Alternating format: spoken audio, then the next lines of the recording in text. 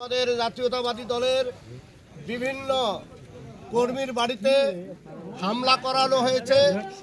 এই হামলার আমরা তার বিভিন্ন জনকার বাসায় গিয়ে আমরা দেখতে পারলাম যে এই হামলার সত্যতা আছে। তাই আমি সকল জাতীয়তাবাদী দলের নেতাকর্মীকে বলবো, আপনারা ধৈর্য ধারণ করুন, আপনারা শান্ত থাকুন।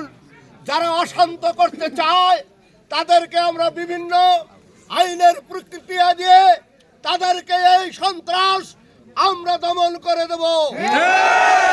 আমরা তাদের দাঁত ভাঙা জবাব দেব।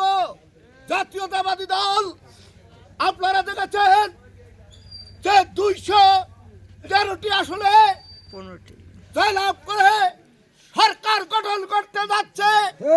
আগামী দিন শপথ গ্রহণ করবে। তাই আমি বলতে চাই যে আপনারা সবাই সতর্ক থাকবেন। কোন নৈরাজ্যকারীকে আমরা প্রশ্রয় দেব না।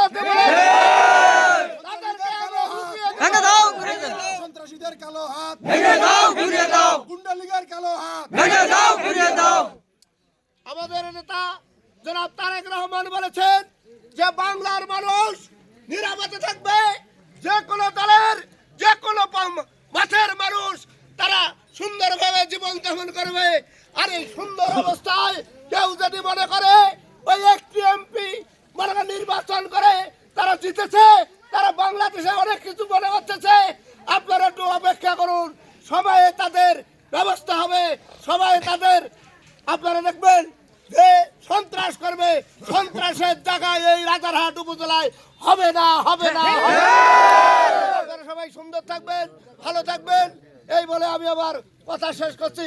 খোদা হাফেজ। বাংলাদেশ জিন্দাবাদ। শহীদ জিয়া অমর হোক, খালেদা জিয়া অমর হোক, তারুণ্যের অহংকার তারেক জিয়া জিন্দাবাদ। আসসালামু আলাইকুম।